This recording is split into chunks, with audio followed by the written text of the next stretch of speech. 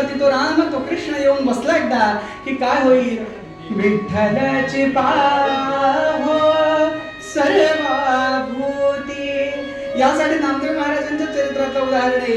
जोपर्यंत विसोबा खेचरांचा अनुग्रह झालेला नव्हता तोपर्यंत त्यांच्या ताटातली पुरणपोळी ज्या वेळेला कुत्र्यानं ओढून नेली त्यावेळेला त्याच्यावरती दगड मारायला नामदेव महाराज धावलेले होते. पण ज्या वेळेला विसोबा खेचरांचा अनुग्रह झाला आणि सर्वाभूती ज्या वेळेला परमेश्वर दिसायला लागला, सगळीकडे ज्या वेळेला विठ्ठल दिसायला लागला, त्यावेळेला मात्र तोच अनुभव आला. यांच्या ताटातली पोळी कुत्रा ओढून घेऊ लागला आणि हे त्याच्या मागून धावायला लागले. अरे अरे तू माझा पांडुरंग स्वरूप आहेस, असं नुसती पुरणपोळी खाऊ नको बरं, घशाला खेपेल ती, त्रास होईल. एक काम कर, त्याला मी तूप लावून देतो, मग तू खा. विठ्ठलाची पाहो सर्वभूती, हे संतांचं महात्म्य आहे जे आपल्या जीवनात उतरलं पाहिजे. हो खरं सांगायचं झालं तर आम्ही तुम्हाला मी खरं सांगू का, साधं उदाहरण आहे. जे जे गाडी चालवतात त्यांच्या आयुष्यात एकदा तरी अनुभव आहे. रस्त्यानं जात असताना चुकून जर कोणतरी वाकडा गेला आपल्याला, झालं, सहस्रनाम सुरू होतं लगेच, हो की नाही. पण हे जर विठ्ठलाची पाहो, हे त्याने बुद्धी दिली आहे, तो गेला, विषय संपलाय, आपल्याला काही दगा झाला नाही, ही त्याची कृपा आहे. हा विचार आम्ही नाही करत त्यावेळेला, कारण आम्ही त्या पदापर्यंत पोहोचलो नाही ना अजून. खूप हो आहे अजून एक तास. सांगायचा मुद्दा असा की तिथपर्यंत आपण पोहोचलो नाही ना. ज्यावेळेला आम्ही तिथपर्यंत पोहोचू, आम्हाला सर्वाभूती परमेश्वर दिसायला लागेल. आणि पुढे म्हणतात, विठ्ठला परते न दिसे सर्वथा. आणि मग काय होईल, विठ्ठला परते न दिसे सर्वथा, कल्प येता जाता गर्भवास. म्हणजे काय, आता आम्ही या जन्मात आहोत तरी अशीच कृपा राहू दे, पुढच्या जन्मात जरी गेलो तरी हीच कृपा राहू देत माझ्यावरती. कल्प येता जाता गर्भवास. तुकोबाकर म्हणतात, बाबा रे तुझ्या चरणाशी राहता येणार असेल ना तर तुका म्हणे गर्भवासी सुखे घालावे आम्हासी. पण दुसऱ्या बाजूने जर बघितलं तर बाबा रे या जन्मात माझ्याकडून काही ती सेवा करून घे आणि मोक्षपदाला दे. एकदा तुझ्या चरणांशी आलो ना की मला कशाचीही भीती नाही. पांडुरंग तुला हे माहित नाही, तुझे चरणी सुख अनुगम्य आहे, पण तुला माहित नाही ना पांडुरंगा, स्वतःच्या चरणांचं महात्म्य तुला कसं काय बाबा माहिती असणार. पण तुला खरं सांगू का, तुझ्या चरणांचं महात्म्य फार आहे आणि ते तर आपल्याला सगळ्यांना माहिती. हो ज्ञानेश्वरीत त्याचा लिहिलेलं आहे, वर्णन केलेलं आहे, दासबोधात वर्णन केलेलं आहे. आणि मग सगळ्यात शेवटी, नामा म्हणे चित्ती आहे सुख रूप, संकल्प विकल्प मावळती. आणि एकदा का नामदेव महाराज म्हणतात, तो सुखाने काय होईल, तो सुखाने माझ्या मनात येऊन बसेल. त्या माझ्या हृदय सिंहासनावरती एकदा का तो येऊन बसला आहे सुखरूप. पण त्यानंतर मात्र माझ्या मनातले जे संकल्प आहेत, विकल्प आहेत, काही जणांविषयी राग असेल, काही जणांविषयी प्रेम असेल, ते सगळं काय होईल, ते सगळं आपोआप शमीर दूर होईल, शांत होईल आणि फक्त तू माझ्या मनात राहशील. श्रोते हो, यासाठी आता पुराणांमध्ये उदाहरणं आहेत, संतकथेत उदाहरणं आहेत, पण त्यात जर बघायला गेलं तर आज ज्यांच्यामुळे आम्ही राम राम निवांत म्हणू शकतोय उभे राहून बसून मंदिरात, त्यांचाच राज्याभिषेक झाला ना. सांगायचा मुद्दा असा की त्यांच्या मनामध्ये स्वराज्य स्थापनेचं स्वप्न उभं राहिलं आणि त्या स्वराज्याला जणू काही जगदंबा म्हणून त्यांनी सगळं कार्य केलं. त्यांचं वर्णन करताना किती छान वर्णन केलंय. आणि असा राजा होणं नाही बरं का, तर त्यांना कळलंय खरं सुख कुठे आहे. जर माझ्या संतांना, माझ्या महाराष्ट्रातल्या लोकांना शांतता मिळावी असं जर वाटत असेल तर मला स्वराज्य स्थापना केली पाहिजे. म्हणून यांचं वर्णन करताना कवी म्हणतात, चारी खंडात झाले बहुवीर,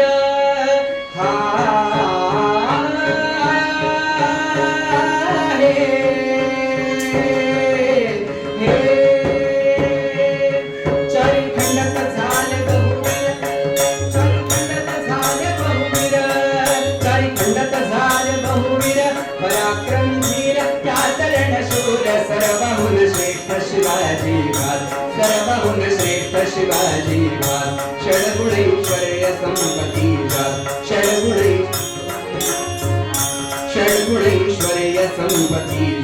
षड्गुणैश्वर्य संपत्ती म्हणून अवतारी म्हणून त्यासाठी म्हणून अवतारी म्हणून त्यासाठी म्हणून अवतारी म्हणून त्यासाठी छत्रपती शिवाजी महाराज की. याचा परिणाम काय आहे? लहानपणापासून त्याच्या कथा ऐकल्या, कृष्णाच्या रामाच्या कथा ऐकल्यामुळे हा सगळा अनुभव जीवनामध्ये येत गेला. यासाठी श्रोते हो, संत वाङ्मयाचा आपण अभ्यास केला पाहिजे. आणि एकदा का मला कळलं की तो विठ्ठल माझ्यासाठी सुखाचा आहे, ते सुखाचं जीवन मला जर हवं असेल तर त्याच्या चरणाशी मला गेलं पाहिजे. हे जर मला कळावं असतं, हे एकदा का कळलं की काय अनुभव येतो जीवनामध्ये, चरित्र भागातून बघूया. पण त्याआधी पूर्वपद्य आपल्याला उपदेश करताना नामदेव महाराज सांगतात की खरं सुख जर हवं असेल तर विठ्ठलाच्या चरणी, त्या गोपालकृष्णाच्या चरणी सदैव मी राहणं आवश्यक आहे. आणि म्हणूनच नामदेव महाराज आपल्याला उपदेश करतात, विठ्ठल आमचे सुखाचे जीवन, विठ्ठल आमचे सुखाचे जीवन, विठ्ठल स्मरण प्रेम बांधा, विठ्ठल स्मरण प्रेम बांधा, विठ्ठल आमचे सुखाचे जीवन, विठ्ठल आमचे.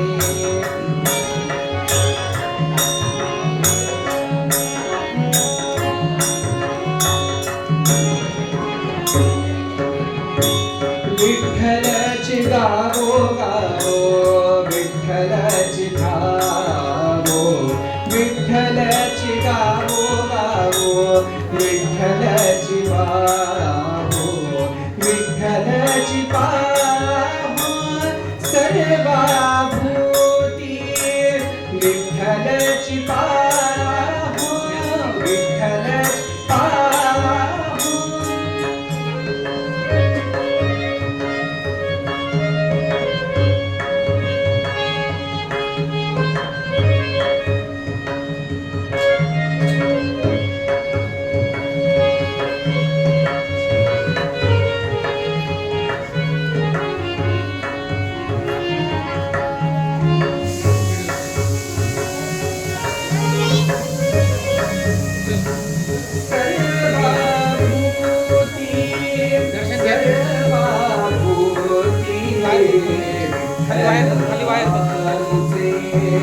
सुखाचे जीवन, विठ्ठल आमचे सुखाचे जीवन.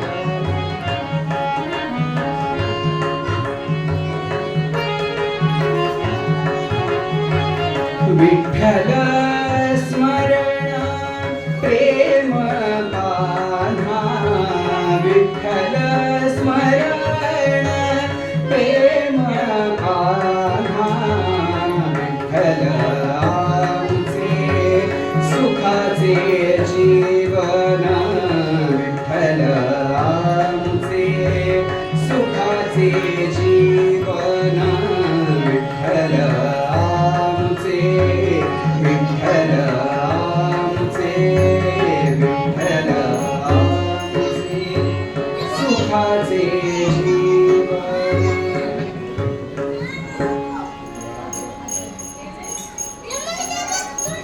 कीर्तनाच्या प्रथेप्रमाणे काही क्षण भगवंताचं नामस्मरण करूया.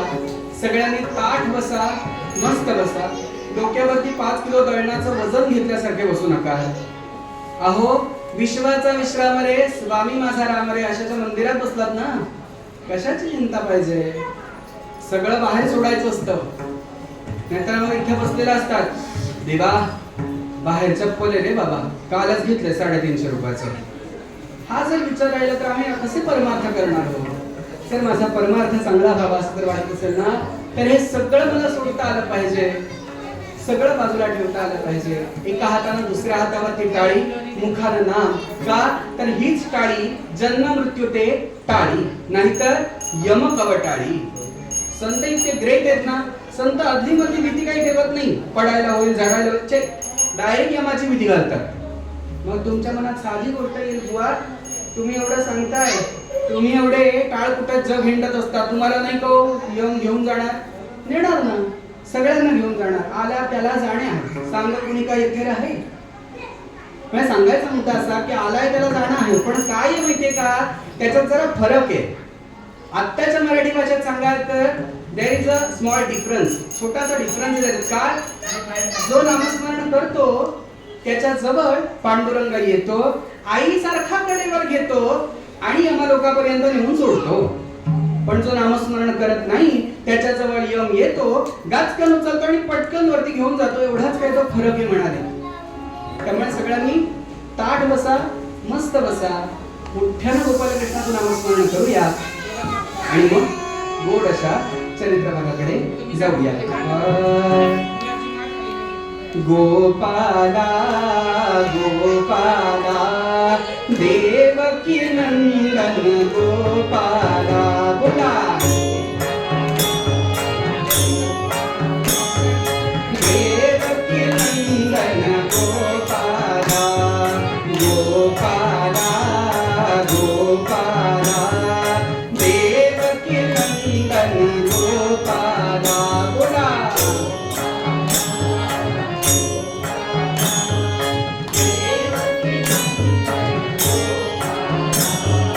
देवकी नंदन गोपाला,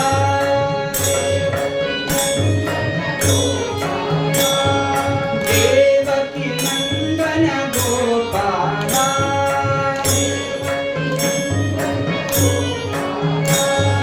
गोपाला गोपाला देवकी नंदन गोपाला.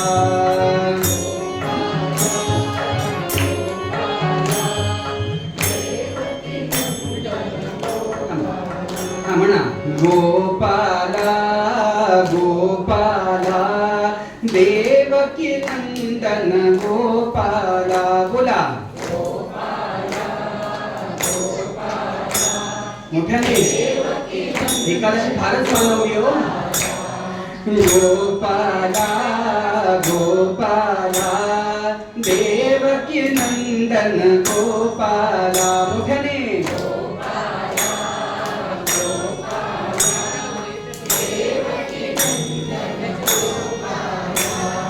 देवकी नंदन गोपाला.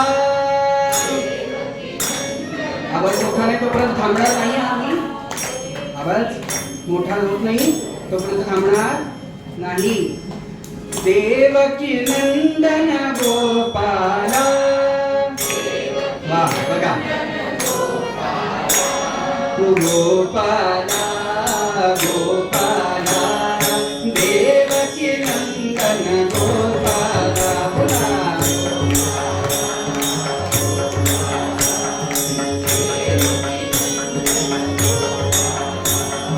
देवकी नंदन गोपाला.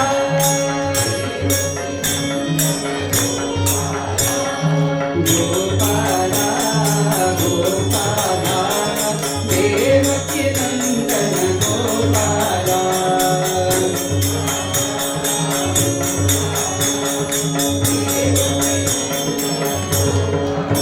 गोपाल कृष्ण भगवान की जय. वृंदावन बिहारी राधा माता की जय. जय रघुवीर सद्गुरुनाथ सद्गुरुनाथ. कथेला सुरुवात करण्याआधी इथे येण्याचा उद्देश थोडक्यात 2015 पासून फेसबुकवरती मुरलीधराला पाहिलं आणि त्यावेळेपासून मनात इच्छा होती की नुसतं त्याला बघायला यावं. नाशिकमध्ये कधी येणं झालं नाही, शहरात सुद्धा कधी माझं येणं झालं नाही, पण अशी मनात इच्छा होती की त्याच्यापर्यंत यावं. अनेक वेळेला प्लॅन करून झाले की शिर्डीला जाता जाता मुरलीधराला बघून मग शिर्डीला जावं. पण त्यात शिर्डीलाही येणं झालं नाही आणि मुरलीधरालाही येणं झालं नाही. त्यात मध्ये खूप मोठं संकट जीवावरती येऊन गेलं. त्या संकटातून सुद्धा त्यानंतर जास्त तळमळ निर्माण झाली इथे येण्याची. कारण त्या काळात स्वतःची स्मृती पूर्ण गेलेली असताना त्या काळात मला तो आठवत होता. त्या काळात तो फोटो मला आठवत होता जो मी बघितलेला होता आधी. तो फोटो मी माझ्या भावाकडून डाउनलोड करून घेतला, कारण माझ्याकडे मोबाईल नव्हता त्यावेळेला. आमचं स्वतःचं कृष्ण मंदिर आहे मालवणला, कोकणात. आणि इथे त्याचा जो साजशृंगार केला जातो जन्माष्टमीच्या काळात, त्याच्यात जी त्याची विविध रूपं आहेत ती बघून आमचा कृष्ण खूप छान आहे. छोटासा आहे, असा 14 इंची कृष्ण आहे, छोटासा. त्यामुळे असं झालेलं की कसं करता येईल, त्याला काही करता येईल का असं म्हटलं. आणि मी खरंच संस्थानाचे आभार मानतो आणि या मुरलीधराचे आभार मानतो की त्या काळात, कोरोनाच्या काळात, आमचे त्याला सजवण्याच्या काळात दिवसातले 6-6 तास त्याच्याबरोबर जात होते. कारण आम्हाला त्याची काही माहिती नव्हती, कसं सजवायचं, काय करायचं ते. पण याच्याकडून ती कल्पना आली, ती आमच्यापर्यंत पोहोचली आणि आम्ही त्या काळात कृष्णाला त्या 4 रूपात मध्ये सजवलं. ते एकदाच झालं, त्यानंतर आमच्या हातून काही झालं नाही. पण आज या मुरलीधराचे खूप उपकार आहेत माझ्यावरती आणि इतके वर्ष नुसती भेटायची इच्छा होती. पण आज येणं प्रकारेनं, आज रुद्राणीच्या मार्फत म्हणा, म्हणजे तुमच्या सुनबाईच्या मार्फत म्हणा, किंवा त्याच्या कृपेनं तो म्हणाला नुसता दर्शनासाठी कशाला येतोस तर गळा तरी वाजवून जा तुझा. आणि म्हणून त्या निमित्तानं तो म्हणाला तू काय प्लॅन करून काही येणाऱ्यातला माणूस नाहीस, आता मीच प्लॅन ठरवतो तुझा. आणि म्हणून त्याच्याच कृपेनं इथपर्यंत येऊन पोहोचलो आणि इच्छा पूर्ण झाली. यासाठी त्याचे आभार कसे मानायचे. पण तरीही आज मी रुद्राणीचे आणि तिच्या परिवाराचे आभार मानतो की त्यांनी मला आज इथे संधी दिली कीर्तन करण्याची. कारण खरं तर आयुष्यात मी कधीही असं म्हणणार नाही की मी परमनंट कीर्तनकार आहे. अजून सुद्धा डोक्यावरती माझ्या लर्निंग लायसनच आहे. त्यामुळे मी 100 वेळा पडत असतो आणि 100 वेळा हे मला परत उचलून घेत असतात वरती. त्यामुळे या दोघांचे सुद्धा आत्ताच आभार मानतो की या दोघांनीही सांभाळून घेतलंय आता मला. पण आज खऱ्या अर्थानं त्याच्यासमोर उभं राहण्याची इच्छा पूर्ण झाली. आणि याप्रमाणे मात्र खरी सुख इथे आल्यानंतर मिळालं. म्हणजे इथे आल्यानंतर खरं तर रुद्राणी म्हणाली की आधी फराळ करून घे, पण कुठेतरी तो लक्ष नव्हता त्याचा. पण मला वाटत होतं की मंदिर लांब आहे घरापासून. नंतर मग ती ज्यावेळेला म्हणाली की अरे शेजारीच इथे मंदिर, त्यावेळेला म्हटलं आधी आपण मुरलीधराला. मला वाटलं की प्रवासातून आलेलो होतो बाहेरून, असं काहीतरी असेल म्हणून मी काही बोललो नाही. पण ती म्हणाली अरे असं काही नाही, आपण जाऊ शकतो. आणि त्याप्रमाणे मात्र ज्यावेळेला त्याला पहिल्यांदा बघितलं, कितीही काय झालं तरी त्या मोबाईलमध्ये बघण्याचं सुख हे फार त्रोटक असतं, पण समोर बघितल्यानंतरचा जो आनंद असतो तो फार वेगळा असतो. आणि तो मी अनुभवला आज. त्यावेळेला मला रुद्राणी म्हणालेली की हा जो उत्सव सुरू आहे तो भगवंताला इथे येऊन 200 वर्ष पूर्ण झाली, तर याचा तुला काही उल्लेख करता येतो का. तर याचा एक छोटासा उल्लेख मला आता बसमध्ये येताना 4 शब्द सुचले, तेवढे फक्त गातो. मुळातच भगवंत इथे का आला असेल त्याचं कारण फार जास्त मोठं काही पद नाहीये, आर्या आहे छोटीशी. पण तो भगवंत का इथे आला असेल ते सांगणार आहे एक फक्त छोटीशी आर्या आहे. भगवंत का आला असेल. झाली 200 वर्षे, झाली 200 वर्षे येऊन या भगवंत आज या ठाया. झाली 200 वर्षे येऊन या भगवंत आज या ठाया. इच्छा पूर्ती होते, इच्छा पूर्ती होते, पाहून आनंद राजतन याला. राम राम राम हरे हरे राम राम राम राम हरे हरे राम राम राम राम सीता ते राम राम राम रघुत्तम राम राम राम राम हरे हरे राम राम. असा हा भगवंत 200 असा चंद्रसूर्य जोपर्यंत आहे इथेच त्याचं असं वास्तव्य राहावं आणि तुमच्या सगळ्यांवरती अशीच त्याची कृपा राहावी. इथलं महात्म्य मी ऐकलंय आणि ते महात्मे असंच अबाधित त्याच्या कृपेने इथे राहावं. आज सुद्धा त्याचा अनेकांना प्रत्यय येतो. असाच प्रत्यय आयुष्यभर पुढची वर्षानुवर्ष येत राहावी. आणि भगवंताला अशीच विनंती करेन की जसा इथे बोर्ड उभाच ना तसं आयुष्यभर इथेच राहा. कारण आज पुण्याच्या ठिकाणी बघतो की अशी अनेक मंदिरं आज हलवली जातात. अनेक मूर्ती आज भव्य मंदिरातून एका छोट्याशा फ्लॅटमध्ये जाऊन बसले आहेत मूर्ती. त्यावेळेला कुठेतरी वाईट वाटतं.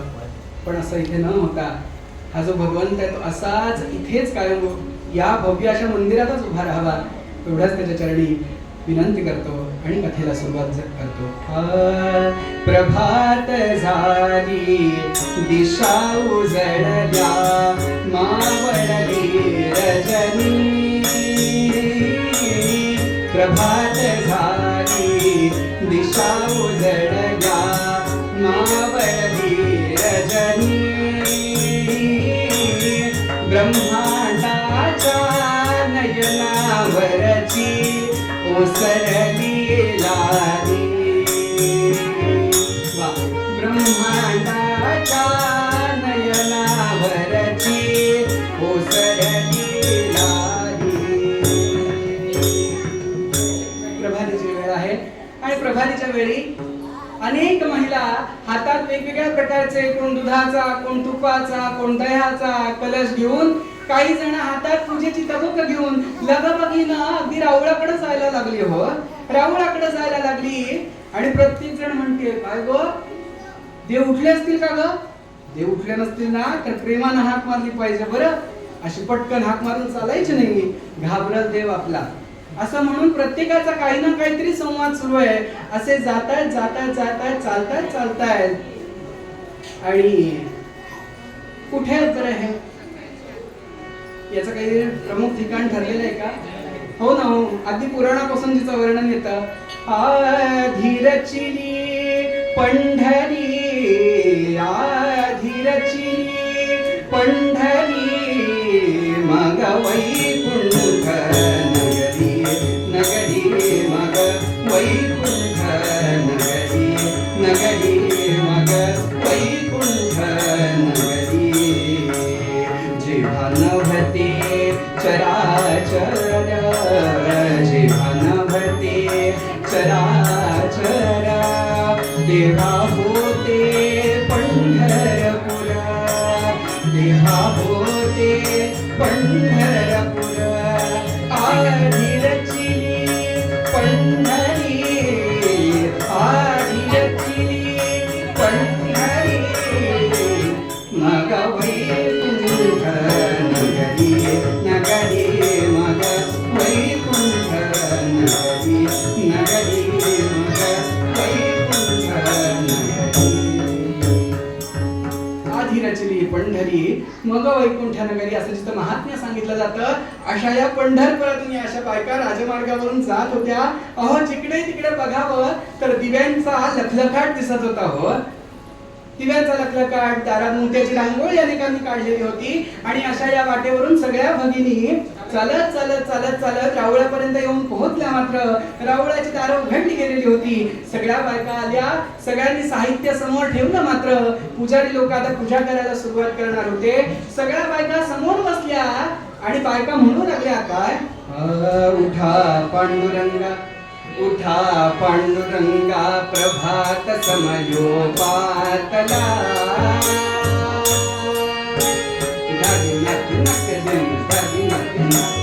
उठा पांडुरंगा, प्रभात समयोपातला. वैष्णवांचा मेळा गरुडा पारी दाटला, वैष्णवांचा मेळा गरुडा पारी दाटला. वाळवंटापाशी महाद्वारापर्यंत, महाद्वारापर्यंत, वाळवंटापाशी महाद्वारापर्यंत, महाद्वारापर्यंत. वैष्णवांची दाटी उभे जोडून कर, वैष्णवांची दाटी उभे जोडून कर. उठा पांडुरंगा, प्रभात समयोपातला.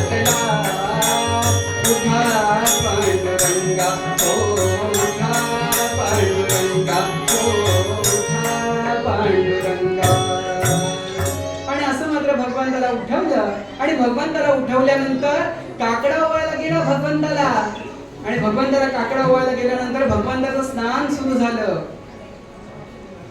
घालू मंगल स्नान देवा, घालू तुझला स्नान, घालू मंगल स्नान देवा, घालू तुझला स्नान. उष्णोदक हे मन गंगा जल, उष्णोदक हे मन गंगा जल, उष्णोदक हे मन गंगा जल, सुगंध मिश्रित छान देवा, घालू तुझला स्नान, घालू मंगल स्नान देवा, घालू तुझला स्नान, घालू मंगल स्नान देवा, घालू तुझला स्नान. आणि अशा प्रकारे मात्र भगवंताचं स्नान झालं. आणि स्नान झाल्यानंतर पुजारी लोकांनी हातात अगदी मऊ कापड घेतलं होतं. का? भगवंताला पुसण्यासाठी, भगवंताचं अंग स्वच्छ करण्यासाठी हातात कापड घेऊन त्याला छान पुसलं गेलं, स्वच्छ केलं गेलं, कोरडं केलं गेलं भगवंताला. आणि मग भगवंताला सगळेजण विनवायला लागली. का?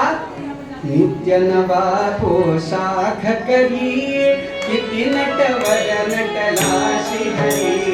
नित्य नवा पोशाख करी, किती नटवर नटला श्रीहरी. मंगळवारी पोशाखदार, मंगळवारी पोशाखदार, घालून दिससी सुंदर मोहक लाल कडा शोभे अंगठीवरी. किती नटवर नटला श्रीहरी, किती नटवर नटला श्रीहरी. आणि अशा प्रकारे मात्र भगवंताला पोशाख चढवल्यानंतर भगवंताला काय केलं गेलं? भगवंताला छान गोपीचंदनाचा ठेळा लावला गेला. अहो त्यावेळेला सुद्धा, अहो खरंच सांगायचं झालं ना, काकड आरतीत फार मजा असते बरं. भगवंताला एकही मंत्र ऐकवला जात नाही, एकही श्लोक ऐकवला जात नाही, इतकी छान गाणी म्हटली जातात. आणि भगवंत, तुम्हाला मी खरं सांगतो हा, प्रत्येक पूजेचा त्याच्यावरती येणारं तेज वेगळं आहे बरं. मंत्रांनी केलेल्या पूजेचं तेज बघायचं, गायन सेवेतून केलेलं त्याचं तेज बघायचं, प्रत्येक तेज हे वेगळं अनुभवायला मिळतं. आणि आता भगवंताच्या कपाळाला केशरी गंध लावलं गेलं. लावीन केशरी गंध प्रभूला, लावीन केशरी गंध प्रभूला, लावीन केशरी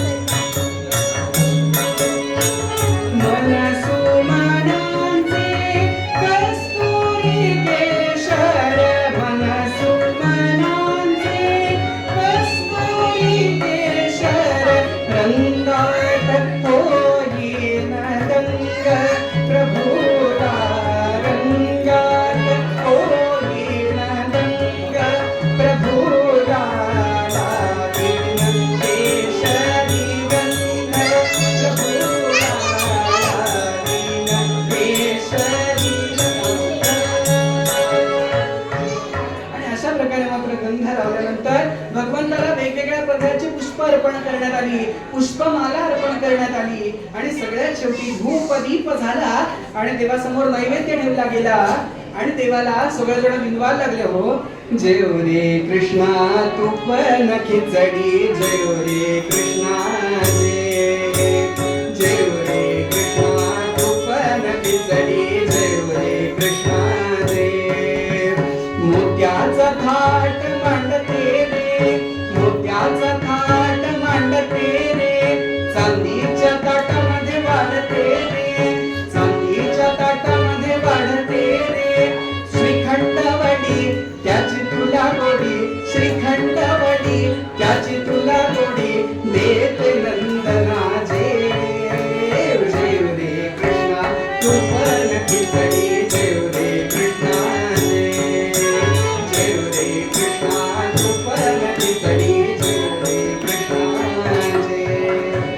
आणि अशा प्रकारे मात्र भगवंताची काकड आरती पूर्ण झाली. आणि भगवंताची काकड आरती पूर्ण झाल्यानंतर मात्र सगळे लोक भगवंताचं रूप डोळ्यात साठवलं आणि सगळेजण निघून गेली. मात्र पण एक मुलगा एका कोपऱ्यामध्ये किती वेळ झाला सारखा रडतोय रडतोय रडतोय.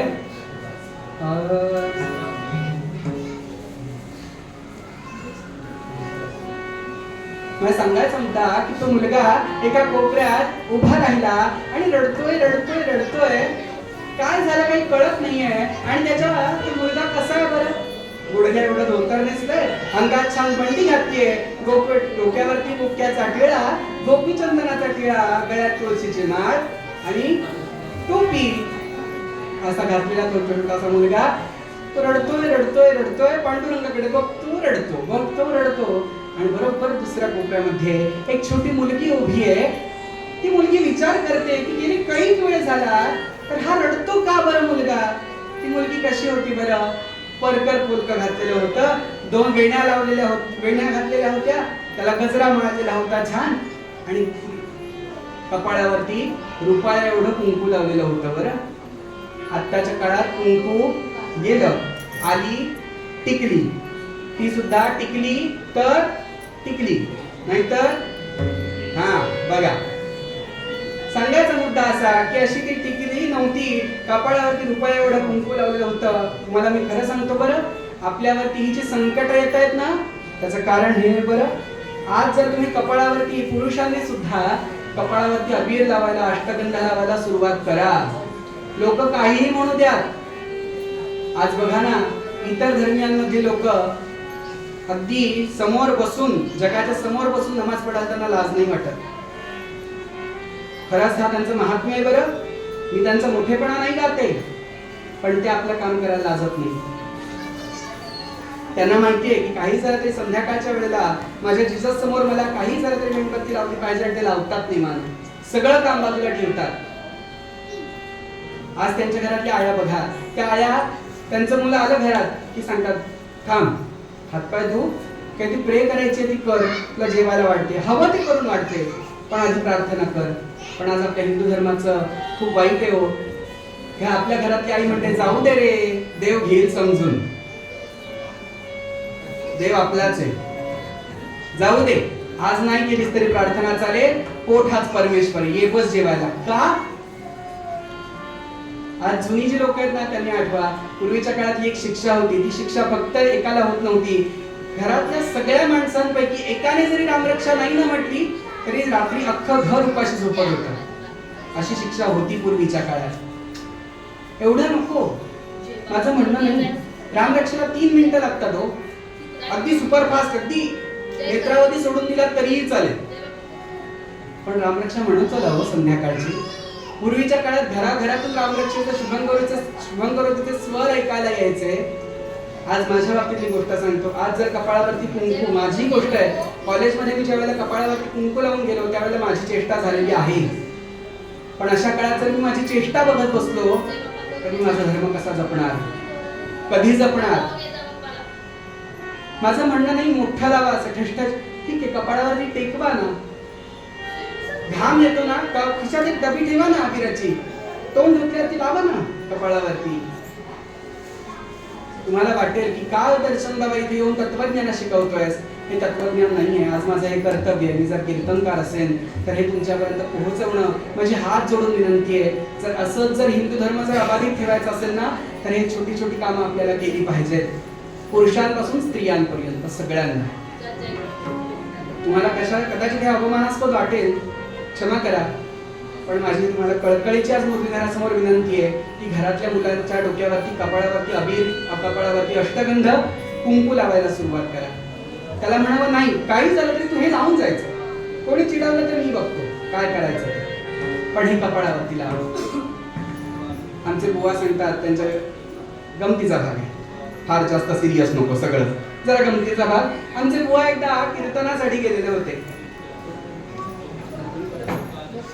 आमचे बुवा एकदा कीर्तनासाठी गेलेले होते आणि कीर्तन छान झालं, उत्तम झालं. आणि कीर्तन झाल्यानंतर बुवा खुर्चीत बसले, लोक सगळे नमस्कार करायला लागले. लेडीज फर्स्ट म्हणता क्षणी सगळ्या लेडीजची रांग लागली आणि लेडीज सगळेजण नमस्कार करायला लागले. त्याच्यात एक काकू आल्या आणि काकू आल्या खऱ्या, पण आता बुवांना कळे ना नेमका काकूंना आशीर्वाद द्यावा काय ते. कारण कपाळावरची टिकली ती दिसत नव्हती बुवांना. बुवा म्हणाले चष्मा लागलाच, आत्ता चष्मा आणला नाहीये ना, नमस्कार काय आशीर्वाद काय द्यावा. म्हणून बुवा पटकन म्हणाले, ते काकू समोर येतं क्षणी, काकू एक विनंती हो माझी, कपाळावरची जरा टिकली जरा मोठी लावलात तर काही प्रॉब्लेम आहे का हो. हा बुवा याविषयी तुम्ही नाही बोलायचं. काकू खवळले एकदम बुवांवरती. बुवाने म्हणतात, बुवा याविषयी तुम्ही नाही बोलायचं का, आमच्या ह्यांच्या तब्येती एवढी लावली आहे म्हणाले ती.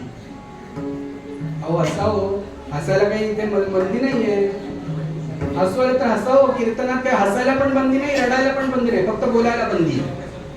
बोला म्हटलं की बोलायचं. आधी शिक्षक आहे मुळात मी, बोला म्हटलं की बोलायचं. मुलांची खासियत बघितली आहे मी वर्गात, त्यांना बोल म्हटलं की ती बोलत नाहीत आणि बोलू नको म्हटलं की बोलायला लागतात.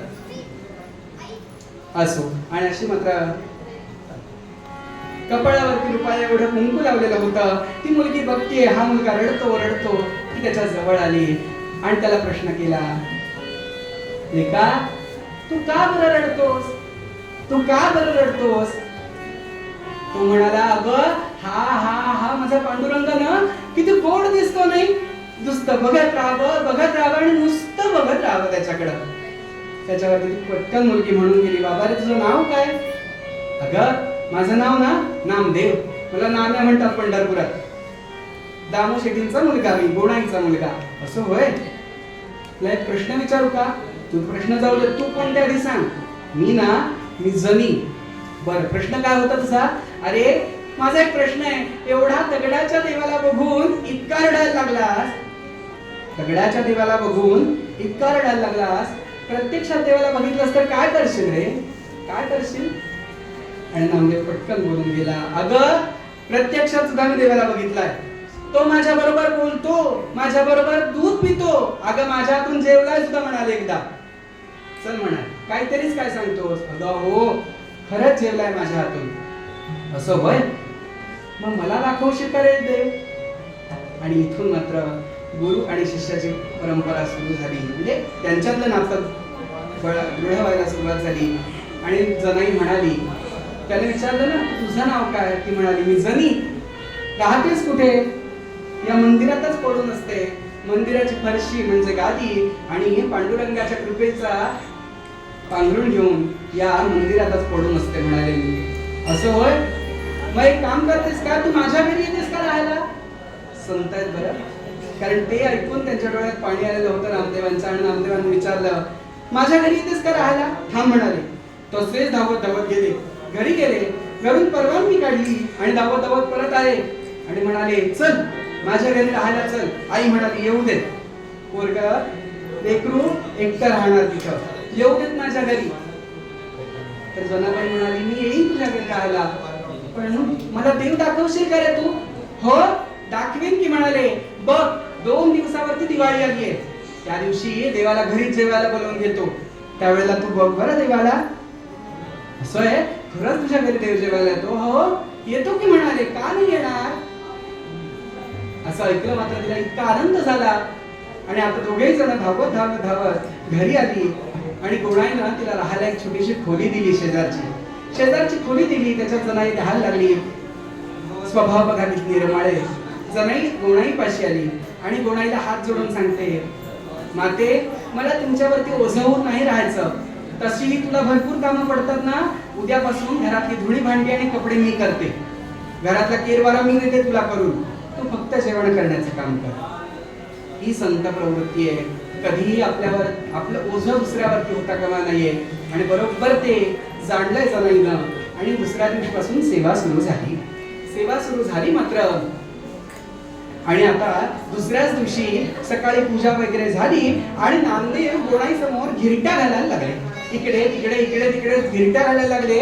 गोणाई म्हणाली, अरे नाम्या बस की रे एका जागेवरती, तू असं धावत राहतोस आणि माझं लक्ष विचलित करतोस म्हणाले, जरा बस एका जागी. अगं आई मनात विचारे. काय विचारे. अगं 2 दिवसावरती दिवाळी आली आहे, देवांना जेवायला घरी बोलवावं असं मला वाटतंय. एवढंच ना, मग बोलव की. पण माझी एक शंका आहे बरं, देव कसा आहे. तो बाबा पांडुरंग आहे, तो श्रीमंतांचा देव आहे. तुझ्या माझ्यासाठी गरीबाकडे येईल असं काही वाटत नाही बाबा. बघ बाबा आत्ताच्या भाषेत ट्राय करून बघ. आत्ताच्या भाषेत म्हणतात ना, आत्ताची मराठी भाषा सांगतो हा, याचं कोणाही म्हणालेली नव्हती. ट्राय ट्राय बट डोंट हा. आणि बरोबर तसं झालं. बघ बाबा प्रयत्न करून, प्रयत्न हरायचे नाही. प्रयत्नांती जरा मोठ्याने बोलावं. झालं आता अर्धा तास, त्याच्या पुढे नाही जास्त, अर्धा पण नाही. आणि बरोबर झालं आणि नामदेव महाराज निघाले. जय वासुदेव हरी, जय वासुदेव हरी, जय वासुदेव हरी, जय वासुदेव हरी. आणि असं नामस्मरण करत करत नाम्या उड्या मारत मारत मारत मारत देवळापर्यंत आला. दिवाळीचे दिवस जवळ आले होते.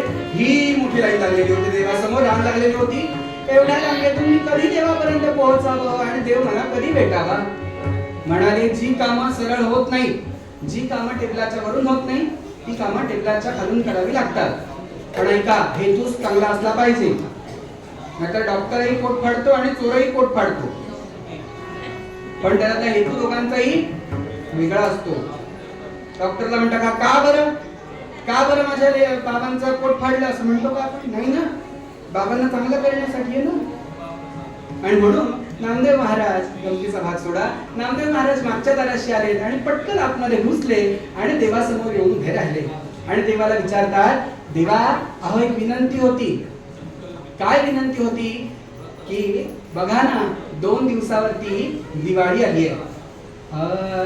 नामा प्रार्थित से घरा दीप बाळी, नामा प्रार्थित से घरा दीप बाळी, लावित से भाई चरण कमल, लावित से भाई चरण कमल, नामा प्रार्थित से घरा दीप बाळी, नामा प्रार्थित से घरा दीप बाळी, नामा प्रार्थित से. देवा अहो 2 दिवसावरती दिवाळी आली आहे. माझी तुम्हाला विनंती होती हो, दिवाळी दिवशी तुम्ही माझ्या घरी जेवायला यावं अशी माझी विनंती आहे. याल का? नाही नाही याच म्हणाले. आणि देवांना पटकन वाटलं जरा नाम्याची गंमत करावी. भक्ताची कळ काढायला देवाला आवडतं बरं. त्यामुळे एक लक्षात घ्या, आयुष्यात संकट आली ना की देव कळ काढतोय आपली, एवढं लक्षात ठेवायचं. आणि त्यातून सोडवणारा पण तोच आहे. हा जर विश्वास असेल ना तर कधीच आपण दुःखी नाही होणार. त्यामुळे परीक्षा वगैरे काही म्हणायचं नाही बरं. संकट आलं देव म्हणजे परीक्षा नाही, देव तुमची कळ काढतोय, देव तुमची गंमत करतोय. हा जर भाव असेल ना, एक लक्षात घ्या, गंमत कधी नाही कधीतरी संपते ना, की कायम सुरूच राहते नाही ना. आणि त्याप्रमाणे मात्र ना फटकन देव म्हणाले, नाम्या जमणार नाही. देव पटकन म्हणाले काय? नाम्या जमणार नाही, येणे तुझ्या घरीच यावेळी. नाम्या तुझ्या घरी काही यायला जमायचं नाही मला. का बरं असं? नाम्या जमणार नाही, येणे तुझ्या घरीच यावेळी. पुनश्च कधी येईन मी, पुनश्च कधी येईन मी, स्वीकाराया तुझ्याच सेवेसी राम. नामदेवा नाम्या जमणार नाही, नाम्या जमणार नाही. पुनश्च कधीतरी बघू, कधी वेळ होईल त्यावेळेला. नामदेव म्हणाला, देवा का बरं असं म्हणता? माझ्याकडून काही चुकलंय का? माझ्याकडून काही चुकलंय का? देव म्हणतात, काही चुकीचा काही वेगळा प्रश्न नाहीये. पण एक लक्षात घे, 2 दिवसावरती दिवाळी आली आणि तू आज आलास होय इथं. मला का बाबा काही यायला जमायचं नाही. का बरं? अरे मी घरी यावं म्हणून लोक 6-6 महिने आधी बुकिंग करतात. आणि तू 2 दिवसावरती दिवाळी आली आणि आता आलास होय. जमायचं नाही आपल्याला यायला. मला काही यायला जमायचं नाही. आणि शेवटी मात्र असं म्हणतं क्षणी खरा भक्त होतो. डोळ्यात पाणी आलं आणि तो पटकन म्हणतो, करू नका असेची देवा, करू नका असेची देवा, रुसलासी मजसी का. करू नका असेची देवा रुसलासी मजसी काय. करू नका असेची देवा रुसलासी मजसी काय. देवा तू रुसलायस का रे माझ्यावरती? नको ना रे रुसू. अजून कथाभाग पूर्ण व्हायचा आहे. 10 मिनिटं जातात. आवर लवकर, जास्त राग जमायचा नाही. देवा रुसलासी मजसी काय. काय सेवा करू सांगाजी. काय सेवा काय सेवा काय सेवा काय सेवा करू सांगाजी. करी सेवा मी याच वेळा. करी सेवा याच वेळा. करू नका असेची देवा रुसलासी मजसी काय. करू नका असेची देवा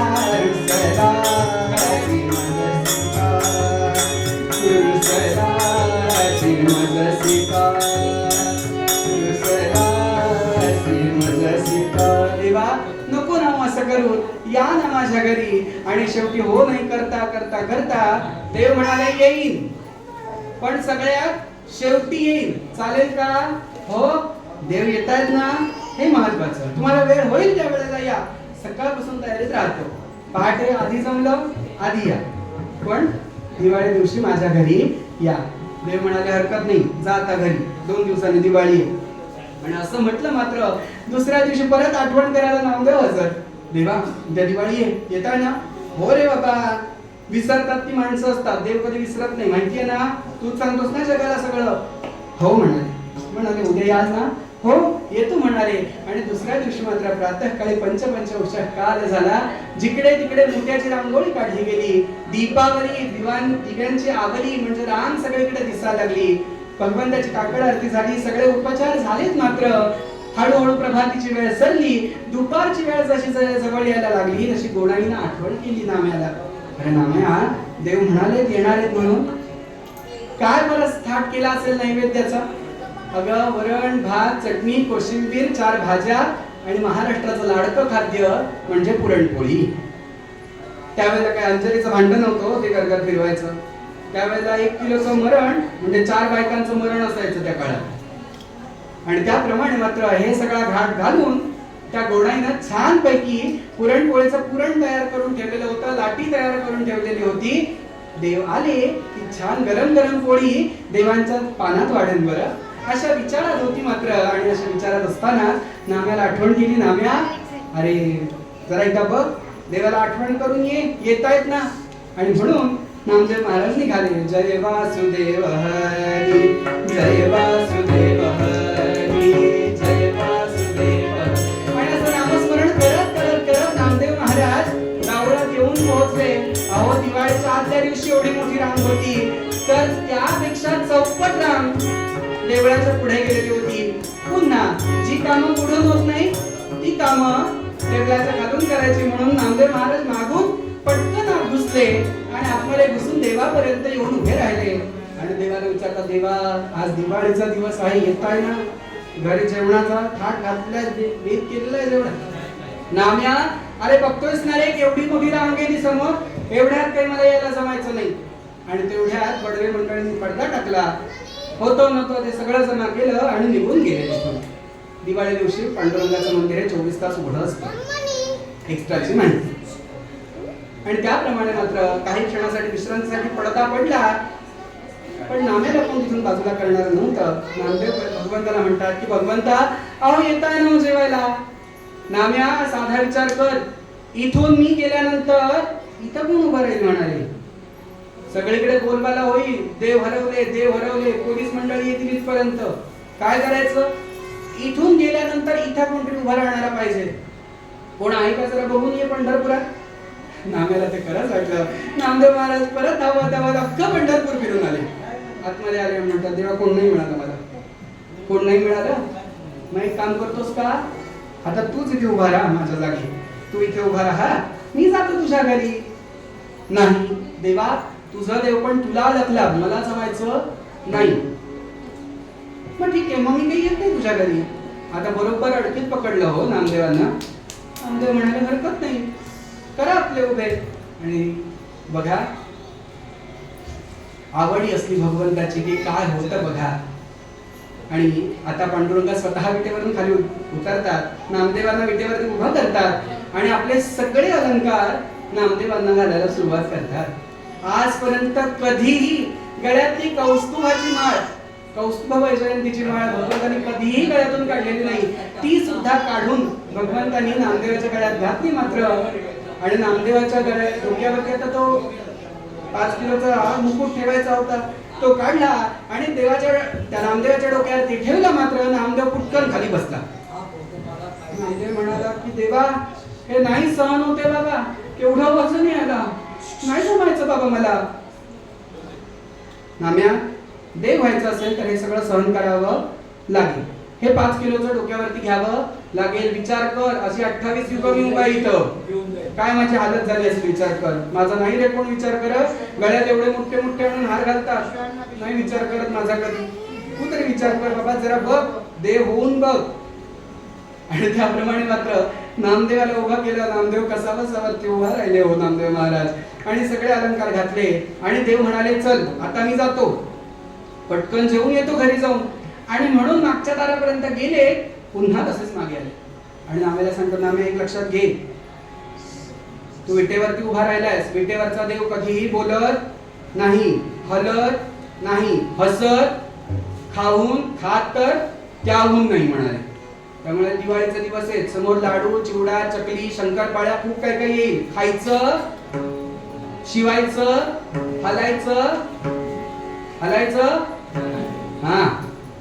आणि असं झालं मात्र काहीच नाही हो घ्यायचं का, थोडं साधं पोट लावून नाही, तसंही काही करायचं नाही.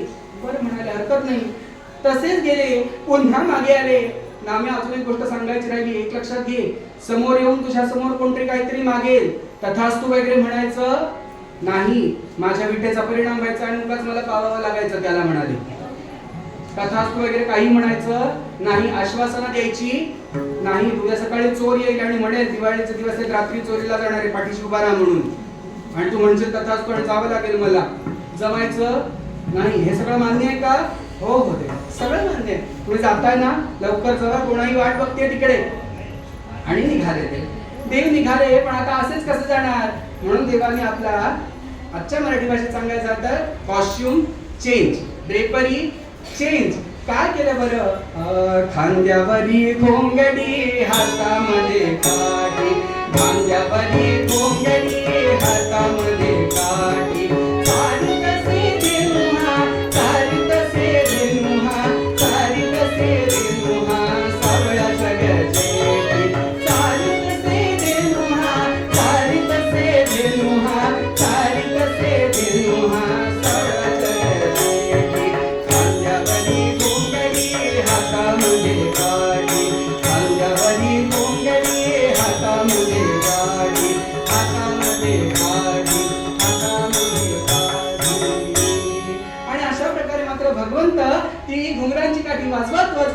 वाजवत नामदेवाच्या दारात जाऊन उभे राहिले आणि हाक मारली, गोणाई, अगे गोणाई, आलोय बघ, भूक लागलीये. आणि म्हणून गोणाई तशीच लगबगीने बाहेर आली आणि बघितलं तर हे कोण काळा आलाय घोंगडी वगैरे घेऊन. माझ्या दारात देव येणार होते आणि ह्याला काय, हे बाबा आता तुला काही मिळायचं नाही, देव जेवल्याशिवाय तुला काही मिळायचं नाही म्हणाल नाही. अगं गोणाई, जरा नीट बघ तरी, पायापासून डोक्याच्या केसापर्यंत कोण आलाय ते. आणि बघितलं मात्र समचरण सरोजम सांद्रनीलांबुदा जघन निहित पाणी मंडलम मंडनाना तरुण तुलसी माला कंधरम कंज नेत्रम तरुण तुलसी माला कंधरम कंज नेत्रम सदय धवलहासं विठ्ठलं चिंतयामि. पंढरीनाथ महाराज की. आणि बघितलं मात्र सावरे सुंदर रूप मनोहर, सावरे सुंदर रूप मनोहर,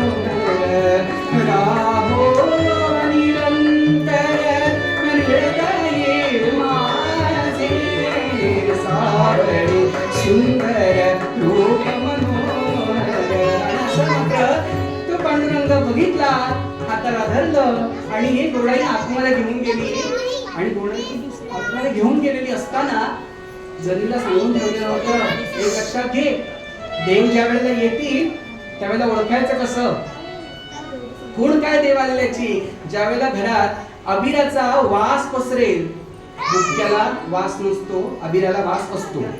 अबिराचा वास ज्या वेळेला पसरेल आणि त्याचबरोबर तुळशी पत्रांचा घमघमाट ज्या वेळेला घरात यायला लागेल ना, त्यावेळेला ओळख ग पांडुरंग घरात आला म्हणून. आणि तू कुठे ओळखशील की जिथे देव जेवायला बसणार आहेत ना, त्या खोलीला 2 दार आहेत. त्या खोलीला 2 दार आहेत. आणि ते जे दुसरं दार आहे ना, त्या दाराला छोटीशी फट आहे म्हणाले. त्या छोट्याशा फटीतून देवाला बघ बरं. देवाच्या समोर येऊ नको, तू देवाच्या समोर आलेली आईला आवडणार नाही. कसे गुरु मार्ग दाखवतात बघा बरं. आणि मार्ग दाखवला की ते बरं बघ, फक्त काही त्याच्यावरती करू नकोस. नंतर भजन वगैरे म्हणायला लागतील असं काही करायचं नाहीये, फक्त डोळे भरून त्याला बघ बरं. आणि बरोबर तसं झालं. मागे जनाबाई भांडी घासत बसलेली होती आणि तिला पटकन तुळशीपत्रांचा असा वास यायला लागता क्षणी देहभान हरपली हो. आणि आतापर्यंत दगडाचा देव बघणारी त्या प्रत्यक्ष देवाला बघायला मात्र धावली धावली त्या दारात येऊन उभी राहिली. गोणाईनं हात धरून देवाला सावकाशपणे आतमध्ये आणलं.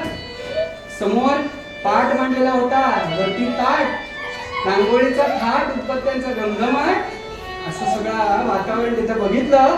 आणि त्या पाटावरती भगवंत येऊन बसले. भगवंत येऊन बसले. भगवंत तिथे येऊन बसले. आणि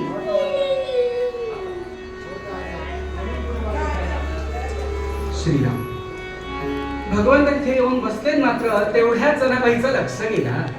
जनाबाईचा जसा लक्ष गेला पांडुरंगावरती तसा देहभान हरपली हो. आतापर्यंत कधीही त्या पांडुरंगाला प्रत्यक्ष रूपात बघितलेलं नव्हतं. आणि असा हा पांडुरंग प्रत्यक्षात दिसला मात्र देहभान हरपली. गोणाईने समोर ताट वाढलेलं होतं, गरम गरम पुरणपोळी वाढलेली होती. गोणाई म्हणत होती, देवाचे एकदा पुरणपोळीचा घास घेऊन तरी बघ. आणि म्हणून पहिला घास, अख्ख्या नैवेद्यातला पहिला घास पांडुरंगाला मुखाजवळ नेला. मात्र तेवढ्याच जनाबाई देहभान हरपली आणि तिथेच विठ्ठल विठ्ठल म्हणून जी काही नाचायला लागली. आणि ती नाचता नाचता नाचता त्या दगडी दाराला धक्का लागला. मात्र ते दार धाडकन कोसळलं. आणि गोणाईचा तात्काळ लक्ष गेला की अशी जणी वेड्यासारखी नाचतीये. आणि ती पटकन ओरडली, अगं एक गधडे, तुला एवढंही कळलं नाही का ग? तू जर माझ्या देवाला बघितलं तर माझ्या देवाला घास लागेल, चालती हो मिळाली इथून. तुला पुरणपोळी देणार नव्हती का मी? देणार होते ना, तो पुरणपोळी तुला मिळणार होती ना. आधी तू चालती हो म्हणाले माझ्या देवाला घास बसेल. हा शब्द ऐकला मात्र जणी रडत रडत मागे निघून गेली. खोलीचं दार लावून घेतलं आणि जणी आतमध्ये रडायला लागली. आणि देवाच्या हातातला घास मुखात गेलाच नाही, तो ताटात परत तसाच ठेवला गेला. आणि कोणाई म्हणते, अरे देवा जेवलाच होय? हो म्हणाले कोणाई, माझ्या हातावरती पाणी घाल, माझं जेवण झालं. हे जे ताट आहे ना ते नामदेवासाठी ठेवून दे, नामदेवाला की जेवेल दे. अरे म्हणाले, अजून एक घास पण पुरणपोळीचा घेतलाच नाही तू. कोणाई, अगं तू भावानं केलंस ना, त्या भाव पोहोचला माझ्यापर्यंत, त्यानंच माझं पोट भरलं. काळजी करू नकोस, मी तुझ्यावरती अजिबात रागवलेलो नाही, मी तृप्त झालोय. आणि म्हणून माझ्या हातावरती पाणी घाल. गोडाईने हातावरती पाणी घातलं. देव कुठे गेला असेल? देव डावळत देव जाऊन बसला नाही ना. देव धावत धावत धावत कुठे आला, येऊन जनाईचं दार वाजवलं. आणि जनाईला हाक मारली, जने, अगं हे जने, कोण आलंय बघ? मी आलोय, मी आलोय, तुझा पांडुरंग आलाय, तुझा पांडोबा आलाय, दार उघड बरं. आणि आतून आवाज आला, देवा आज मला कळलं रे, तू गरिबांचा देव नाहीस, तू श्रीमंतांचा देव आहेस. तू फक्त दर्शन नामदेवासारख्या श्रीमंत माणसाला दर्शन देतोस रे. माझ्यासारख्या यत्किंचित गरीबाला का बरं तू दर्शन देशील?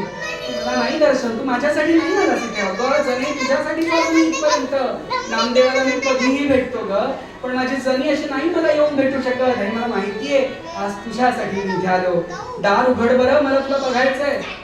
असं म्हटलं मात्र जणी काही दार उघडायला तयार नव्हती. आणि देवानं आपल्या माझ्या शक्तीनं दार उघडलं. दार उघडून आतमध्ये गेले. अक्षरशः रडून रडून डोळे लाल झालेले होते, गालावरती ओघळ आलेले होते. आणि हात मारले, डोक्यावरून हात फिरवला, पाठीवरून हात फिरवला जनीच्या आणि जनीला विचारलं, जने एवढी चिडलीस होय पांडुरंगावरती? भक्त चिडतो पण इतका चिडतोस नाही मला वाटलेलं. फारच चिडलीस का तू माझ्यावरती? घाबरलो मी. देवा, गरीबाची चेष्टा करतोस ना रे. ते जाऊ देत म्हणाले. आणि पांडुरंग पटकन म्हणाला, जने मला भूक लागली आहे, काहीतरी खायला दे ना. चल म्हणाले, आता तिकडे पुरणपोळी हातडून आलायस ना रे आणि मला म्हणतोस भूक लागली. बाई ग, नाही खाल्ली मी पुरणपोळी, एक तुकडा पण नाही खाल्ला. पुरणपोळी तशीच ताटात ठेवून आलो. म्हणाले, मी मला काहीतरी खायला दे. माझ्याकडे बाबा काही नाही तुला द्यायला. खायचं असेल तर जा बाबा नामदेवाच्या घरी आणि जेव तिकडं, मला काही सांगू नको. तुझ्यासाठी एवढे लाखो भक्त पडले, माझ्याशीच काय एवढं पडलंय? माझं काय पडलंय एवढं माझ्याकडे यायला जेवायला तुला? मी त्या नामदेवाच्या उष्ट्यावरती जेवणारी पोरगी आहे, तुला काय देऊ बाबा? तुला मी काही देऊ शकत नाही, निघ म्हणाले इथून. आणि तेवढ्यात आदल्या दिवशी घासायची भांडी कोपऱ्यात पडलेली होती, तिथे देवांचं लक्ष गेला. तिथे देवांचं लक्ष गेला, मात्र तिथे एका पातेल्याला आदल्या दिवशीचं पालेभाजी केलेली होती, ते भाजीचं पान चिकटलेलं होतं त्याला. भगवंत पटकन उठले, धावत धावत तिथपर्यंत गेले. ही म्हणते, अरे बाबा वेडा झाला का? काय करतो? घासायची ती भांडी, आजची नाही येत ती. जाऊ दे म्हणाले, तू काय खायला देत नाहीस ना, आपली सोय आपण करावी म्हणाले. माझी सोय मी करतोय. आणि त्या भातीला चिकटलेलं जे पान होतं त्या हातावरती घेतलं आणि पटकन भगवंत म्हणाला की आजपर्यंत सगळ्या जगताला तृप्त करणारा भगवंत हा एका भाजीच्या पानाने तृप्त होवो अन्नपूर्णे असं म्हणून मुखामध्ये ते पान घातलं, वरून पाणी प्यायला आणि एवढी मोठी ढेकर दिली. आणि जणी पटकन मागून म्हणाले, देवा पुन्हा गंमत करायला लागला असणारे गरीबाची. ते जाऊ देत जणी, तू आता काय करणार आहेस? असं होता होता रात्र झालेली होती बरं हा सगळा प्रकार घडेपर्यंत. आणि असं होता होता ती म्हणाली, बाबा हे बघ, ही पोती दिसतायत ना, ही सगळे दळायचे. ती म्हणाले, सगळे पोती दळायची आहेत म्हणाले, रात्रीत आज काम संपवायचं आहे. असं म्हणतं क्षणी मग म्हणाले, चल दळूया. तू बस म्हणाले, मीही बसतो. तर ती म्हणाली, बाबा रे तू काही कामाला लागू नको, तू कामाला लागला आणि परत कोणाने बघितलं तर नुसती बडबडली, आता फटके बसायचं म्हणाले मला. त्यामुळे बाबा तू नुसताच बस बाबा इथं. बरं म्हणाले. आणि म्हणून भगवंतानं आपला शेला वगैरे काढून ठेवला, भगवंत समोर बसले, समोर जातं घेतलं गेलं आणि दळायला सुरुवात झाली. दळायला सुरुवात झाली मात्र दिशा उजळल्या गेला कुंभडा रवून, दिशा उजळल्या गेला कुंभडा रवून, सूर्याचं किरण येती डोंगर मागून, सूर्याचं किरण येती डोंगर मागून, जनाई बसली जात्यावरी दळायाला, जनाई बसली जात्यावरी दळायाला, पांडुरंग सखा येईल तिच्या गमजतीला, पांडुरंग सखा येईल तिच्या गमजतीला, दिशा उजळल्या गेला कुंभडा रवून, दिशा उजळल्या गेला कुंभडा रवून, सूर्याचं किरण येते डोंगर मागून, सूर्याचं किरण येते डोंगर मागून.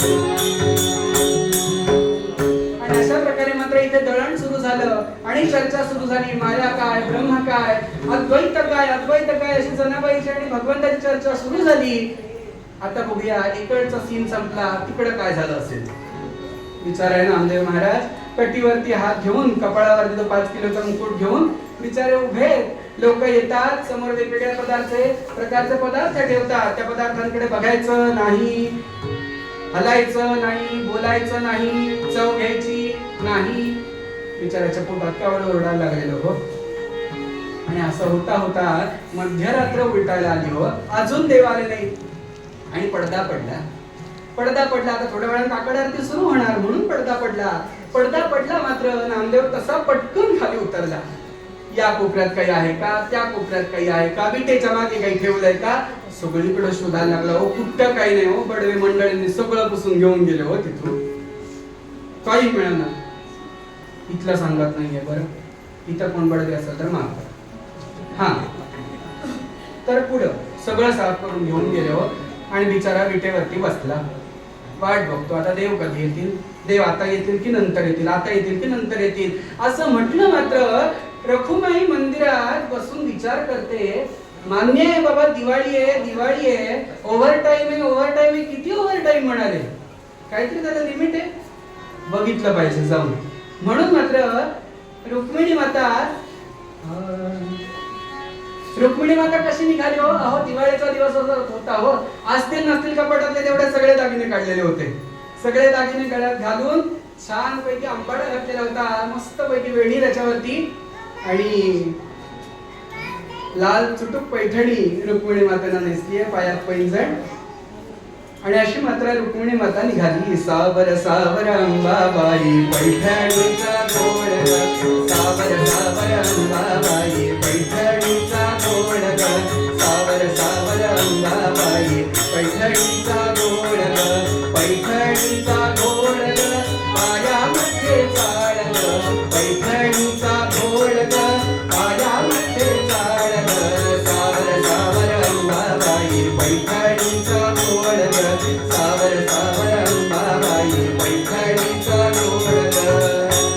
आणि अशा प्रकारे मात्र पैंजणांचा आवाज करत मागचं दार धाडकन उघडलं मात्र नामदेव बिचारा ते चौरत परत पिठेवरती उभा राहायला गेले. त्याला वाटलं कोणतरी आलं की काय बाबा वडवे मंडळींपैकी, आता पिंग फुटलं आणि म्हणून ते तर खोचत विटेवरती उभा राहतोय, जमत नाही, विटेवरतीच बसले.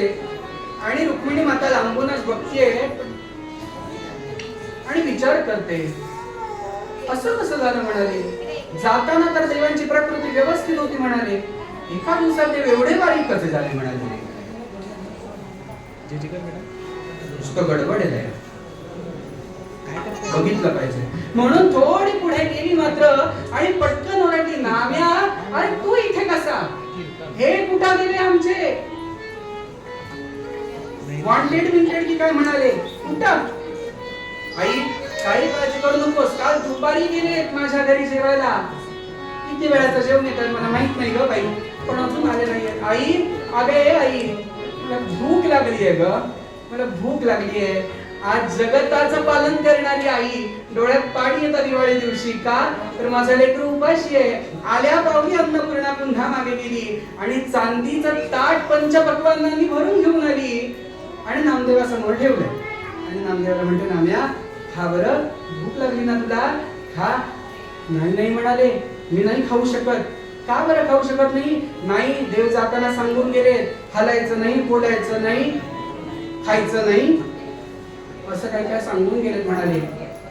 देवानी सांगितलंय ना, त्यांनी सांगितलंय ना, मी बघते काय ते.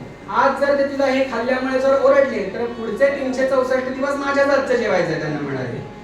काही काळजी करू नकोस म्हणाले, जेव तू. पण नाम्या काही जेवायला तयार होत नाही म्हणतं क्षणी आज जगन्माता कुठलाही विचार न करता खाली बसती. माझ्या पैठणीला तेल लागेल का, तूप लागेल का, कशाचाही विचार नाही केला, तशीच खाली बसती. नाम्याला मांडीवरती घेतलं आणि त्या पंचपक्वान्नांमधला एक घास भरवायला सुरुवात झाली. आणि अशा प्रकारे एक घास त्याला भरवायला सुरुवात झाली. हे भाग्य आहे, हे सुख आहे. आणि नामदेव मात्र एक घास जगन्मातेच्या हाताने खाऊ लागला. इकडे काय झालं, आता इकडचं सीन संपलं ना, इकडचं सीन संपवायला पाहिजे ना. इकडे जनाबाई आणि पांडुरंग तळायला बसले. दिशा उजळल्या गेला कोंबडा रघुन. पण तिकडे मात्र आता अरे म्हणाले, पहाट झाली देवा, अरे जातोयस ना, रावळ येथील लोक पूजा करायला, तिकडे कोण आहे की म्हणाले, असिस्टंट ठेवून आलोय म्हणाले तिकडे येताना. कोण? नाम्याला उभा करून आलोय तिकडे. नको रे देवा, म्हणजे त्याने काहीच खाल्लं नाही आतापर्यंत नामदेवांनी. देवा जा बरं, नामदेवाला भूक लागली असेल, कसा जीव तळमळला असेल बघा, आपल्या गुरूंना काहीच खायला मिळालं नाही हा विचार येत्या क्षणी. देवाला तसंच अक्षरशः हाकललं जनाबाईनं की जा बाबा आता तिथून. आणि देव आता काय, देव स्वतः त्याचं मंदिर आहे, तो मागच्या दाराने कशाला येईल. हा ते धडकपणे मोठ्या पुढच्या महाद्वाराने आतमध्ये गेला. दार उघडलं मात्र आणि नामदेव कोणाच्या तरी हाताने खातोय हे बघितलं मात्र. हा नाम्या काय सांगून गेलं तेवढं जाताना, हलायचं नाही, बोलायचं नाही, खायचं तर त्याहून नाही म्हणाले. हे काय कोणी दिलं तुला खायला, आणि मागून आवाज आला, हा मी दिलाय. आवाज ओळखीचा वाटला. अहो तुम्ही आहात होय, हरकत नाही, चालू द्यात म्हणाले. अजून घेऊन आणून वाढा त्याला, आमचं काही म्हणणं नाही म्हणाले. पटकन जगत आता नामदेवाकडे बघूनच, ते बघितलंस, शब्दाची ताकद म्हणाले. आणि असं झालं. श्रोते हो, पांडुरंग इथे येऊन बसला आणि नाम्याच्या हातून लाडू खाल्ला त्यावेळेला देवानं. आणि असं चरित्रात वर्णन येतं की त्या काळात नामदेवांच्या चरित्रात उल्लेख येतो. हे पहिले आत्मचरित्रकार आहेत बरं नामदेव महाराज. आत्मचरित्र पहिलं नामदेवांनी लिहिलं आहे आपल्या मराठी साहित्यातलं. आणि त्या साहित्यात ते उल्लेख करतात की त्या वर्षीची दिवाळी भगवंतांबरोबर साजरी केली आहे नामदेव महाराजांना. आणि नामदेव महाराज म्हणतात, नामदेव महाराज म्हणतात की त्या वर्षीची दिवाळी मी कुणाबरोबर साजरी केली असेल तर ती भगवंताबरोबर मी साजरी केली. म्हणजे अक्षरशः भगवंतांनी ते रुपणं लावलंय नामदेवाला, रुक्मिणी मातेनं ते रुपणं लावलंय. काय भाग्य असेल विचार करा की साक्षात जगन्माता आणि जगतपिता स्नान घालतात त्याला नामदेवाला. हे केवढं मोठं भाग्य असेल. नामदेवा दीपवाळी, नामदेवा दीपवाळी, भक्ता पूजित सेवनमाळी, भक्ता पूजित सेवनमाळी, वनमाळी,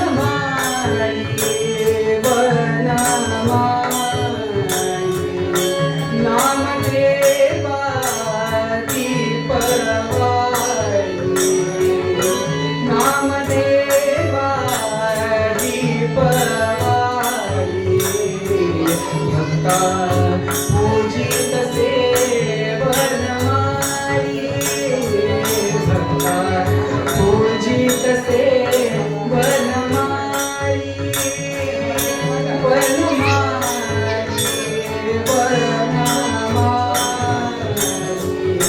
नामदेवा दीपवाळी, नामदेवा, नामदेवा, नामदेवा दीपवाळी. श्रोते हो, श्रोते हो, हा महिमा आहे. ज्या वेळेला विठ्ठल मला सुखाचं वाटायला लागेल ना, तुम्हाला मी खरं सांगू का, गोंदवलेकर महाराजांचं छान वाक्य आहे. गोंदवलेकर महाराज म्हणतात की लोक जातात देवाकडे, सगळं काही अर्पण करतात, लाडू देतात, पेढे देतात, हार देतात, लोक सर्व देतात, पण स्वतःचं स्व द्यायला बघत नाही. लोक सर्वस्व म्हणतो ना आम्ही, भगवंताला सर्वस्व अर्पण करावं, तो स्व काही द्यायला बघत नाही, बाकी सगळं काही देतात. कारण त्यांना माहितीये एकदा का तो स्व मी त्याच्या चरणी अर्पण केला की बाकी मला सगळं नकोसं होणार आहे हे माहितीये, म्हणून ते स्वतःचा स्व द्यायला बघत नाही. श्रोते हो, हाच मनात भाव ठेवा. एकादशीचं व्रत करत असताना, एकादशीचा उपवास करत असताना हाच मनात भाव ठेवा की तो कृष्ण माझा कसा होईल. तो प्रत्यक्ष रूपात नको, तो स्वप्नात कसा मला दिसेल. स्वप्नात प्रत्यक्ष नको, ती मूर्ती जरी स्वप्नात आली ना तरी माझं भाग्य उदयाला आलं म्हणायला हरकत नाही. पण मी तुम्हाला खरं सांगतो बरं, आयुष्यात बाकी सगळे आठवतात पण देव आठवत नाही. मुरारी बाबू कायम सांगतात की लोक नातेवाईकांसाठी रडतात, लोक मित्रासाठी रडतात, लोक घरातल्या प्राण्यासाठी रडतात, पण लोक भगवंतासाठी कधीच रडत नाहीत बरं. आणि जोपर्यंत भगवंताविषयी जर आपल्या डोळ्यात पाणी येत नसेल तर अजून आपली भक्ती फलद्रूप झालेली नाही. ते खूप छान एक्सपेरिमेंट सांगतात. एक काम करा म्हणाले, खरं तुमचं भगवंतावरती प्रेम आहे का बघूया. एक दिवस म्हणाले एका खोलीत बसा, खोलीत काढो करा पूर्ण आणि बसा आणि मनाशी ठरवा की आज मी देवासाठी रडणार आहे, देव मला का भेटत नाही यासाठी मी रडणार आहे. मुरारी बाबू सांगतात डोळ्यातून एक थेंब सुद्धा येत नाही बरं, डोळे चोळून सुद्धा डोळ्यातून थेंब येत नाही. त्यासाठी आतमध्ये कुठेतरी भक्तीची आग लागावी लागते. ज्या वेळेला भक्तीची आग लागते ना त्यावेळेला डोळ्यातून पाणी यायला लागतं. श्रोते हो, ती आग मनात लागावी अशी गोपाल कृष्णाच्या चरणी नेहमी विनंती करत राहा. जे जे काही चांगले गुण आहेत ना ते माझ्या मनामध्ये राहू द्यात, माझ्यात राहू द्यात अशी कायम त्याला विनंती करत राहा. आणि कायम त्याला भेटायला आलात ना तर काय मागत नको राहू त्याच्याकडे, कधीतरी त्याची चौकशी करा. बाबा रे बरं आहेस ना, घरातलं सगळं ठीकठाक, रुक्मिणी सत्यभामा सगळ्या बरं आहेत ना. काय माहितीये का, देवाची कोण चौकशी करत नाही, देवाकडे मागायला सगळे जातात.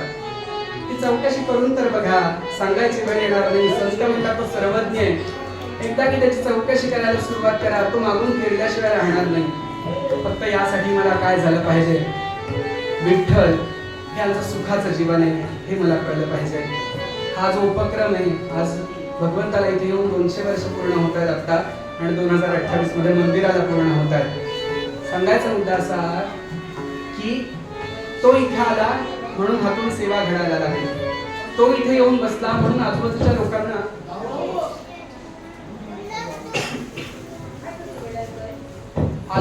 लोकांना इथपर्यंत येता आलं.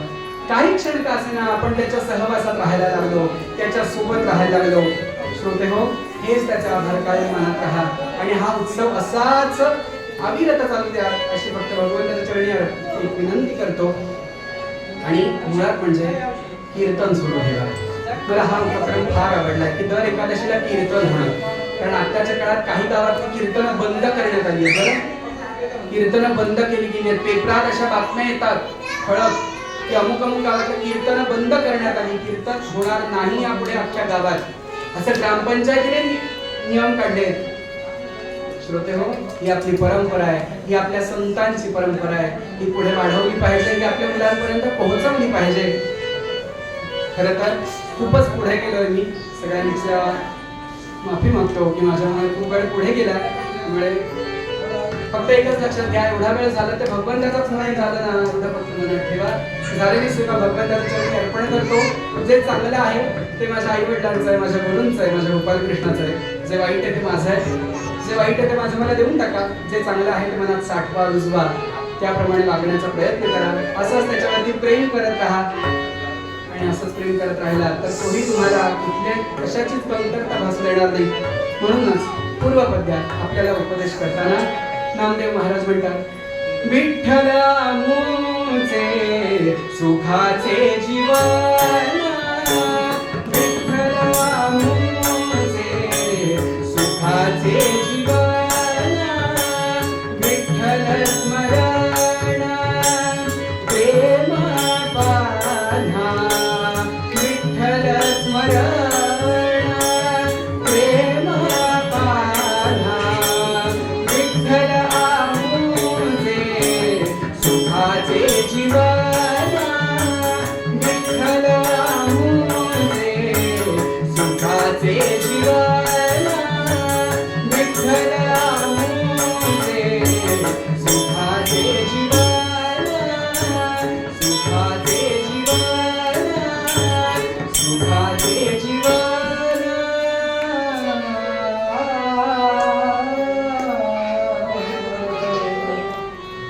सद्गुरुनाथ महाराज की जय, गोपाल कृष्ण भगवान की जय. जय जय रघुवीर समर्थ. या दोन्ही सत्कारांचा आभार मानतो, आयोजकांचा आभार मानतो. झालेली सेवा मुरलीधराच्या चरणी, माझ्या गुरूंच्या चरणी, आई वडिलांच्या चरणी अर्पण करतो. तुमच्यासाठी, माझ्यासाठी, अखंड विश्वासाठी जे तुकोबांनी दान मागितलं ते दान मागूया. मग फक्त दान मागूया आणि आजच्या कीर्तनाला विराम देऊया. हेच दान देवा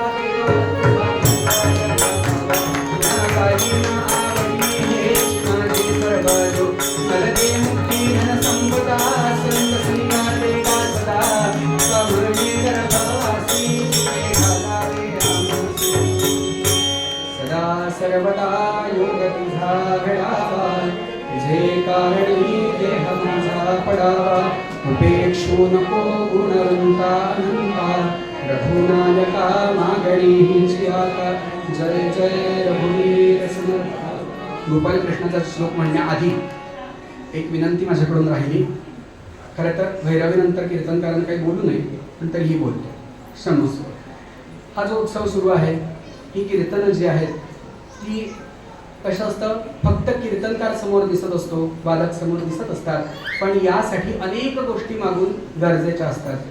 त्या खरं सांगायचं झालं तर तो जो कोण कीर्तनकार येतो त्याचं जे मानधन असतं ते असतं, तबला हार्मोनियम जो असतो त्यांचं मानधन असतं.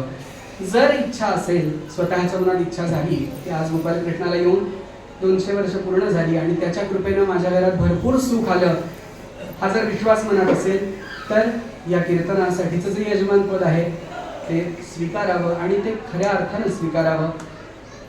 आणि त्याचबरोबर समजा ते शक्य नसेल तर आजचा जो प्रसाद असतो तर तो प्रसाद तरी आपल्याकडून घ्यावा, अशी जर इच्छा असेल तर जे मंडळाचे कार्यकर्ते आहेत, संस्थेचे कार्यकर्ते आहेत, त्यांच्याबरोबर संपर्क साधा आणि नक्कीच याचा लाभ घ्या. त्यामुळे पुण्यपत्रातील यात शंका नाही. कृष्णाचा श्लोक घेऊया आणि याच्या कीर्तनाला विराम देऊया. श्री कृष्ण गोविंद हरे मुरारे म्हणा.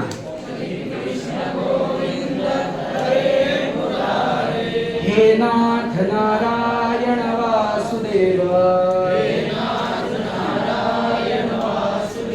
प्रद्युम्न दामोदर विश्वनाथ, मुकुंद विष्णु भगवन् नमस्ते. हे कृष्ण करुणा सिंधो, दीनबंधो जगत्पते, गोपेश गोपिका कांत, राधा कांत नमोस्तुते. गोपाल कृष्ण भगवान की, वृंदावन विहारी राधा माता की, सद्गुरुनाथ महाराज की, पार्वती पतये हर हर हर महादेव. अवधूत चिंतन श्री गुरुदेव दत्त मंगलमूर्ती मोरया. जय जय रघुवीर समर्थ. श्री